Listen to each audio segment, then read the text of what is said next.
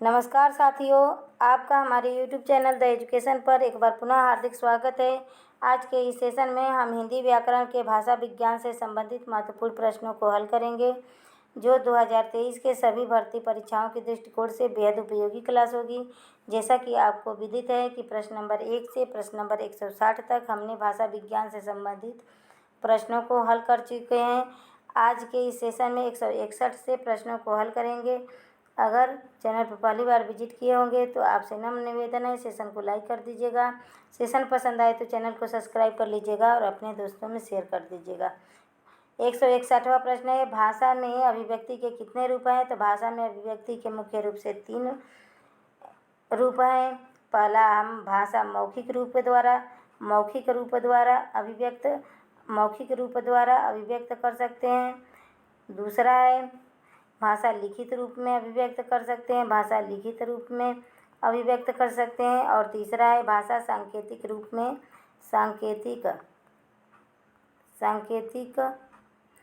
में अभिव्यक्त कर सकते हैं। तो option number A right answer. Question number 162 है, अंधों को पढ़ने की लिपि क्या है? ब्रेल लिपि है, देवनागरी लिपि है, ग्रीक लिपि है कि इनमें से कोई नहीं?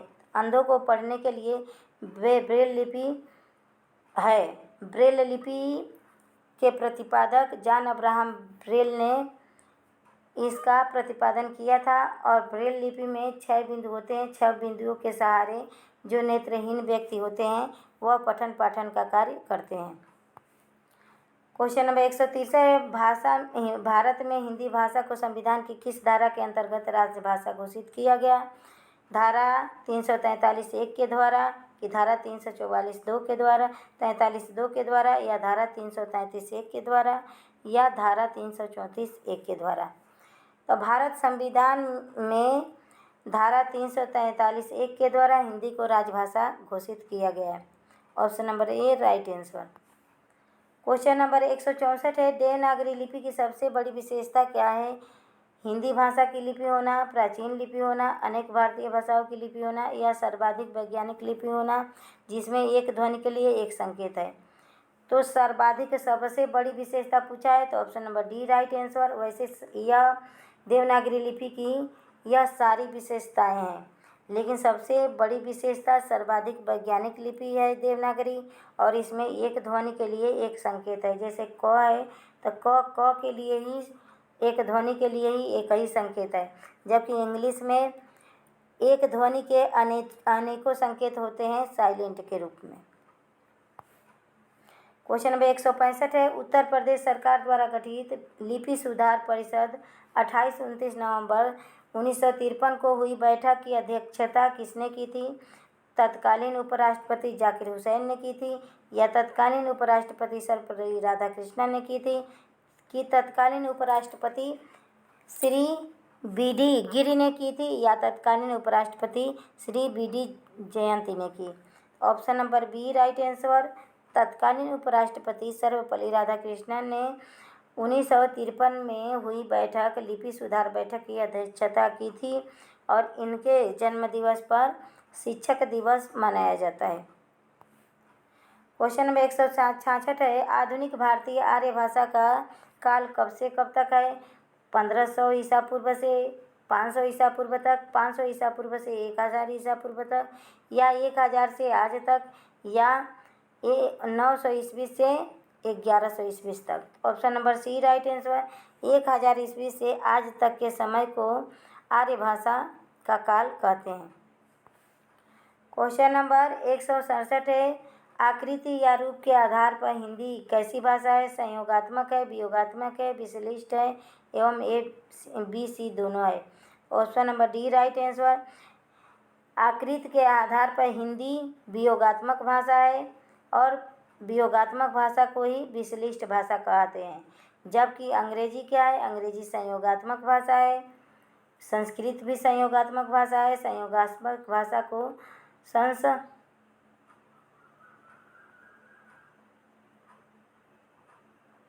संश्लिष्ट कहा जाता है। संश्लिष्ट कहा जाता है संयोगात्मक भाषा को, और वियोगात्मक भाषा को विशिष्ट कहा जाता है। वियोगात्मक क्यों, हिंदी वियोगात्मक भाषा क्यों है? क्योंकि इसमें कारक चिन्ह अलग अलग प्रयोग होते हैं। Option number D right answer. Question number 168 है, हिंदी शब्द मूलतः किस भाषा का शब्द है? हिंदी का, संस्कृत का, फारसी का या फारसी है? फारसी का, अंग्रेजी का। तो हिंदी मूलतः फारसी भाषा का शब्द है, जबकि उर्दू तुर्की भाषा का शब्द है। Option number C right answer. Question number 169 है, भाषा को सीखने का मनोवैज्ञानिक दृष्टिकोण निम्न में से है? जिज्ञासा है, अनुकरण है, अभ्यास है, उपयुक्त सभी है। तो जब एक व्यक्ति कुछ सीखना चाहता है तो उसे जिज्ञासु होना चाहिए। जिज्ञासु प्रवृत्ति का व्यक्ति सब कुछ सीख सकता है, तो उसे जिज्ञासु होना चाहिए। जब यह एक व्यक्ति कुछ सीखने जाएगा तो वह जिज्ञासा प्रकट करेगा। जिज्ञासा को पूरा करने के लिए दूसरों का अनुकरण करेगा, अनुकरण करके बार बार अभ्यास करेगा। इस प्रकार किसी भी चीज़ को या भाषा को सीख जाएगा। तो उपयुक्त सभी, option number D right answer. Question number 170 है, सड़क चौराहे पर खड़े यातायात पुलिस कर्मचारी द्वारा गाड़ियों को रुकने व चलने की सूचना देना कौन सी भाषा है? सांकेतिक भाषा, मौखिक भाषा, लिखित भाषा या इनमें से कोई नहीं? तो option number A right answer, सांकेतिक भाषा का रूप है। अब तो डिजिटल ज़माना हो गया है, नहीं तो पहले हर एक चौराहे पर एक पुलिसकर्मी होता था जो अपने हाथों के माध्यम से संकेत देता था वाहनों को रुकने और जाने के लिए। क्वेश्चन नंबर 171 है, भाषा की सबसे छोटी इकाई या अंग है? ध्वनि है, वर्ण है, शब्द है या वाक्य है? तो भाषा की सबसे छोटी इकाई वर्ण होती है, जिसके टुकड़े नहीं किए जा सकते। Option number B right answer. Question number 172 है, निम्नलिखित में से कौन सी भाषा स्वभावगत विशेषता नहीं है? निम्न में से कौन भाषा की स्वभावगत विशेषता नहीं है? भाषा पैतृक संपत्तियों से है, भाषा अर्जन अनुकरण द्वारा सीखा जा सकता है, भाषा की धारता स्वभावतः कठिनता से सरलता की ओर होती है, या भाषा सामाजिक होती है? तो भाषा अर्जन और अनुकरण के द्वारा सीखा जा सकता है। भाषा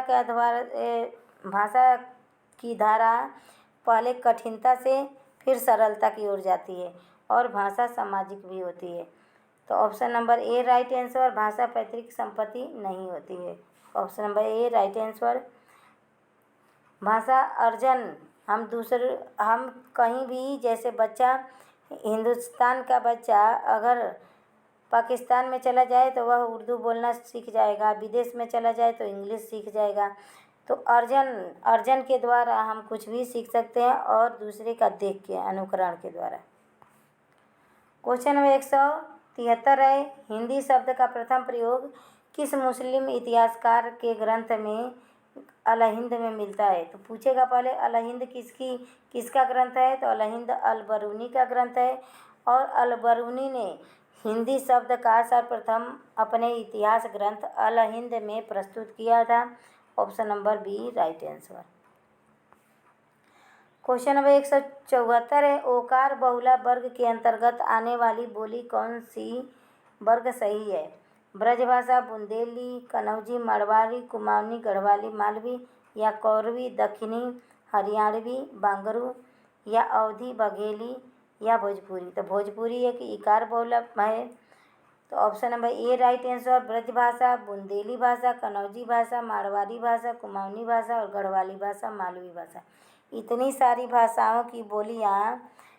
सारी बोलियां ओकार बहुला है। Option number A right answer. Question number 175 है, 71वें संविधान संशोधन अधिनियम 1992 के द्वारा संविधान में कौन सी भाषा जोड़ी गई? सिंधी भाषा, कोंकणी, नेपाली और मणिपुरी भाषा, या बोडो, डोगरी, मैथिली और संथाली भाषा, या इनमें से कोई नहीं? फटाफट आंसर कीजिए।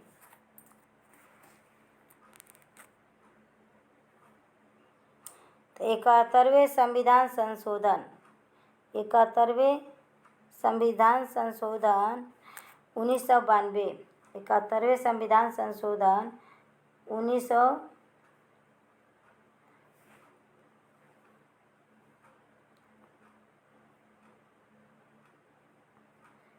71वें संविधान संशोधन 1992 के द्वारा कोंकणी, नेपाली और मणिपुरी भाषा संविधान में जोड़ी गई।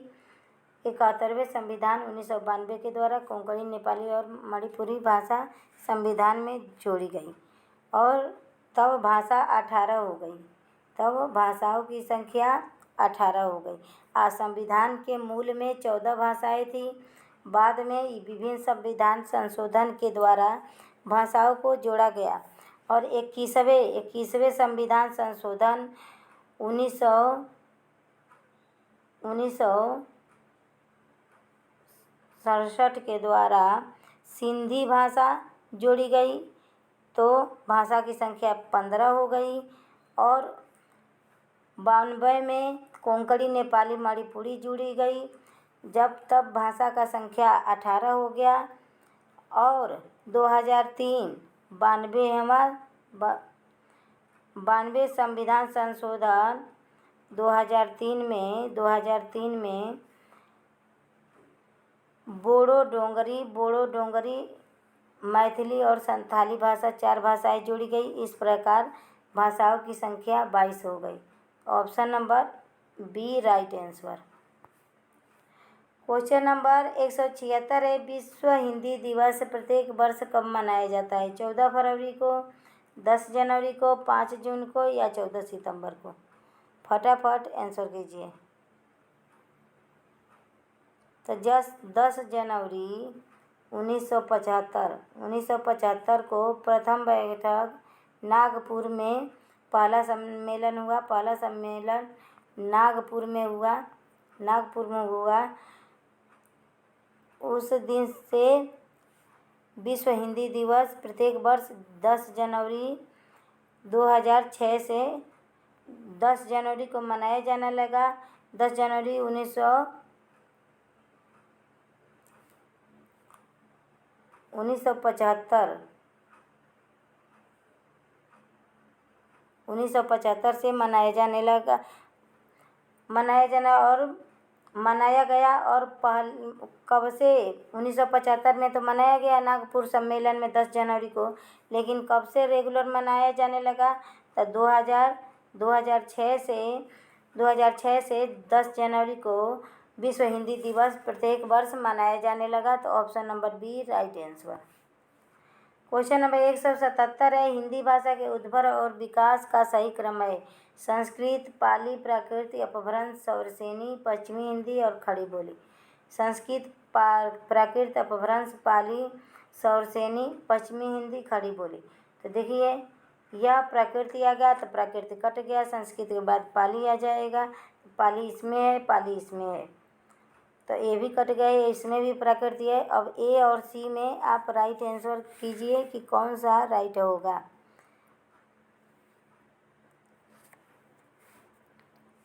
एक 177 का option number A right answer.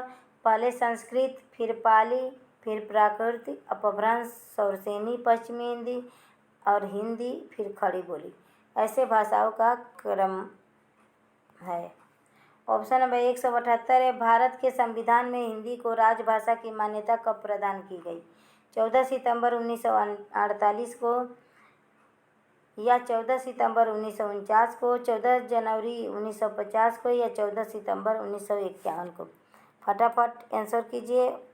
178 का राइट आंसर क्या होगा? क्वेश्चन नंबर 178 का option number B right answer. 14 सितंबर 1949 को राजभाषा की मान्यता, हिंदी को राजभाषा की मान्यता प्रदान की गई। क्वेश्चन नंबर 179 है, राजभाषा आयोग ने अपने प्रतिवेदन संसद के समक्ष कब रखा? 1949 में, 1957 में, 1958 में या 1965 में? फटाफट आंसर कीजिए। क्वेश्चन नंबर 189 का option number C right answer. 1998 में राजभाषा आयोग ने अपना प्रतिवेदन संसद के समक्ष रखा। क्वेश्चन नंबर 180 है, देवनागरी में अ के 12 खड़ी का सुझाव किसने दिया? नरेंद्र देव ने दिया, डॉक्टर श्याम सुंदर ने दिया, काका कालेलकर ने दिया कि विनोबा भावे ने दिया? 180 का option number C right answer. Kaka Kalelkar ने देवनागरी लिपि में अ के 12 खड़ी का सुझाव दिया। Option number C right answer. Question number 181, आकृति मूलक वर्गीकरण के विषय में कौन सा कथन सही है? इसे रूपात्मक, रचनात्मक, व्याकरणिक, वाक्यात्मक, पदात्मक, पदाश्रित के नाम से भी जाना जाता है, या इसका वर्गीकरण वाक्य रचना एवं रूप पद को आधार मानकर किया गया, या विश्व की आकृति मूलक वर्गीकरण सर्वप्रथम स्लेगन ने किया, या उपयुक्त सभी? फटाफट आंसर कीजिए। क्वेश्चन नंबर 81 का option number D right answer, उपयुक्त सभी आकृति मूलक वर्गीकरण का विषय है। क्वेश्चन नंबर 182 है, चीनी, तिब्बती, बर्मी, सूडानी भाषा किस भाषा का वर्गीकरण का उदाहरण है? अयोगात्मक भाषा का, योगात्मक भाषा का, दोनों का, इनमें से कोई नहीं? फटाफट आंसर कीजिए। 182 का option number A right answer, चीनी, तिब्बती, बर्मी, सूडानी आदि भाषाओं का वर्गीकरण अयोगात्मक रूप से हुआ। Option number A right answer. Question number 183 है, कौरी बोली के नामकरण कर्ता कौन है? ईश्वर चंद्र गुप्त हैं, ग्रियर्सन है, राव सांस्कृत्यायन है, या बांकी दास हैं? क्वेश्चन नंबर 183 का option number C right answer, कौरी बोली का नाम राव सांस्कृत्यायन द्वारा रखा गया। अखड़ी बोली को ही कौरी कहा जाता है। क्वेश्चन नंबर 184 है, निम्नलिखित में कौन सी बोली व्यंजनांत बोली होती है? अवधी बोली, भोजपुरी बोली, दोनों, या इनमें से कोई नहीं? क्वेश्चन नंबर 184 का option number C right answer, Awadhi बोली और भोजपुरी बोली दोनों बोली व्यंजनांत होती है। व्यंजनांत का मतलब क्या है कि लास्ट में व्यंजन होते हैं, जैसे गैली, ल आ गया ना, व्यंजन हो गया, स्वर नहीं है। गैली, ऐली, खैली, ये सब व्यंजनांत बोली होते हैं। क्वेश्चन नंबर 185 है, ब्रज भाषा में अ ध्वनि है, विवृत ध्वनि है, संवृत ध्वनि है, अर्ध विवृत है, या अर्ध संवृत है? फटाफट आंसर कीजिए। क्वेश्चन नंबर 185 का option number A right answer, अविवृत ध्वनि है। क्वेश्चन नंबर 186 है, अपभ्रंश के पहले कवि कौन है? स्वयंभू हैं, पुष्पदंत हैं, हेमचंद्र हैं, या सराफा हैं? तो अपभ्रंश के पहले कवि स्वयंभू हैं। Option number A right answer, इन्होंने अपभ्रंश में रामकथा पवमचर्यु लिखा। पवमचर्यु मतलब पावन चरित्र किसका? भगवान राम का। क्वेश्चन नंबर 187 है, अवधी की पहली कृति है, चंदायन या लोर कथा है, रामचरितमानस है, मृगावती रहेगा, मृगावती है, या मधुमालती है? तो मधुमालती मंझन की रचना है, कुतुवन की मृगावती है, कुतुवन की मृगावती है, और रामचरितमानस तुलसी का है, और चंदायन, फटाफट आंसर कीजिए। चंदायन मुल्ला दाऊद की रचना है। फटाफट आंसर कीजिए, इसमें से राइट आंसर क्या रहेगा? क्वेश्चन नंबर 187 का option number A right answer, Chandayan या लोर कथा को अवधी की पहली रचना माना जाता है। अवधी भाषा में पहली रचना चंदायन ने लिखा गया। क्वेश्चन नंबर 188 है, साहित्य को बढ़ावा देने वाली शीर्षस्थ संस्था कौन सी है? नेशनल बुक ट्रस्ट नई दिल्ली है, या साहित्य अकादमी नई दिल्ली है, या राजभाषा विधायी हिंदी आयोग है, या केंद्रीय हिंदी समिति नई दिल्ली है? क्वेश्चन नंबर 188 का option number B right answer. Sahitya Akademi नई दिल्ली है हिंदी साहित्य को बढ़ावा देने वाली सबसे ऊंची संस्था। क्वेश्चन नंबर 190 है, भाषा का आधार है वर्ण है, अक्षर है, वाक्य है या ध्वनि है। फटाफट आंसर कीजिए। क्वेश्चन नंबर 190 का राइट आंसर क्या होगा। क्वेश्चन नंबर 190 का option number C right answer. भाषा का आधार वाक्य है। देखिए पहले वर्ण होता है या अक्षर होता है, वर्णों से ध्वनि होता है, ध्वनि से वर्ण बनता है, वर्णों से शब्द बनता है, शब्द से वाक्य का निर्माण होता है। तो ऑप्शन नंबर और किसी भी भाषा का आधार वाक्य होता है। क्वेश्चन नंबर 91 अर्थ की दृष्टि से भाषा की सबसे छोटी इकाई है वर्ण है, अक्षर है, शब्द है या वाक्य है। फटाफट आंसर कीजिए। क्वेश्चन नंबर 91 क्या रहेगा। 191 option number C right answer. अर्थ की दृष्टि से भाषा की सबसे छोटी इकाई शब्द होता है। अब वैसे अर्थ नहीं रहेगा, पूछेगा कि भाषा की सबसे छोटी इकाई क्या होती है तो वह वर्ण होती है। क्वेश्चन नंबर 192 है, भावार्थ की दृष्टि से भाषा की छोटी बड़ी इकाई है शब्द है, वाक्य है, पद है या इनमें से कोई नहीं। Question number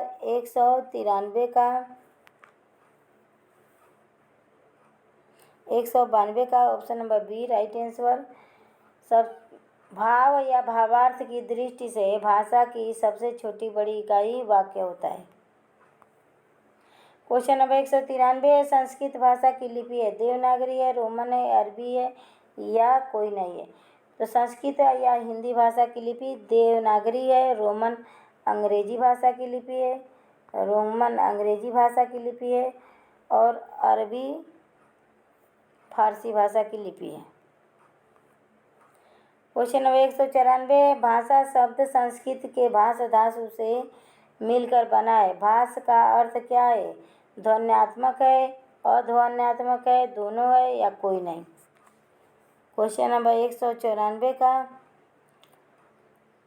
option number B right answer अध्वन्यात्मक है। भाष शब्द अध्वन्यात्मक है। क्वेश्चन नंबर 195 हिंदी के पाणिनि किसे कहते हैं। कामता प्रसाद गुरु के, किशोरी दास वाजपेयी को, जोहान्स जोशुआ केटरल को या ग्रियर्सन को। क्वेश्चन नंबर 195 का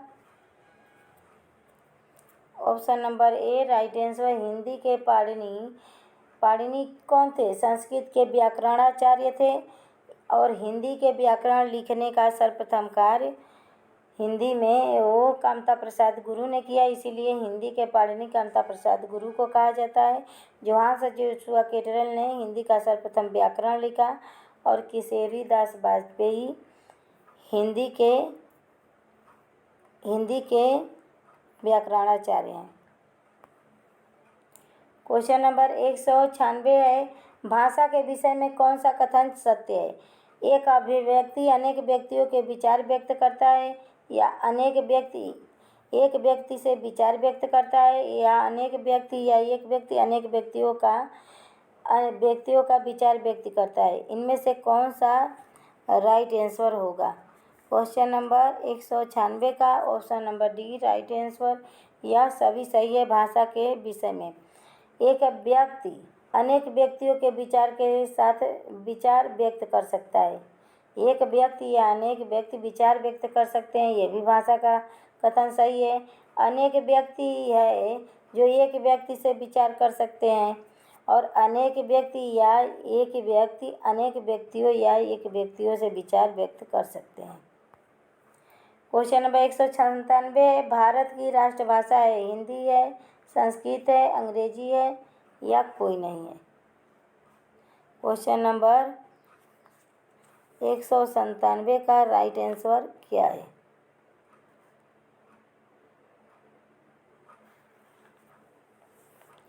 तो भारत की राष्ट्रभाषा इनमें से कोई नहीं है, क्योंकि भारत की राजभाषा, इसको हिंदी को राजभाषा कहते हैं, राजभाषा कहते हैं, न कि राष्ट्रभाषा। तो option number D right answer. Question number 98, Hindi का नवीन अर्थ में लिखित प्रयोग सर्वप्रथम किसने किया? लल्लूलाल ने, अमीर खुसरो ने, कैप्टन टेलर ने या लॉर्ड वेलेस्ली ने? क्वेश्चन नंबर 99 का ऑप्शन, क्वेश्चन नंबर 98 का option number C right answer. Captain Taylor ने हिंदी के नवीन अर्थ में लिखित प्रयोग किया। क्वेश्चन नंबर 99 है, हिंदी का पहला पत्र है? कवि वचन सुधा है, बनारस अखबार है, अभ्युदय है या उदंत मार्तंड है? तो हिंदी का प्रथम पत्र उदंत मार्तंड है, option number D right answer. Question number 200 है, निम्नलिखित में से एक पश्चिमी हिंदी वर्ग की बोली नहीं है? कौन सी नहीं है? कन्नौजी नहीं है, छत्तीसगढ़ी नहीं है, ब्रज नहीं है या खड़ी बोली? तो ब्रज, खड़ी बोली, ब्रज और कन्नौजी यह हिंदी भाषा की बोली है, जबकि पश्चिमी हिंदी की बोली है, जबकि छत्तीसगढ़ी पूर्वी हिंदी की बोली है। पूर्वी हिंदी की 3 बोलियाँ है, अवधी, बघेली और छत्तीसगढ़ी, यह 3 बोलियाँ पूर्वी हिंदी की है। तो option number B right answer. आज का यह सेशन हमारा यहीं समाप्त हुआ। कैसा लगा सेशन? प्लीज़, प्रश्न पसंद आए, आपके परीक्षा के उपयोगी यह सेशन हो तो प्लीज़ चैनल को सब्सक्राइब कीजिएगा, लाइक कीजिएगा, शेयर कीजिएगा। नमस्कार साथियों, धन्यवाद।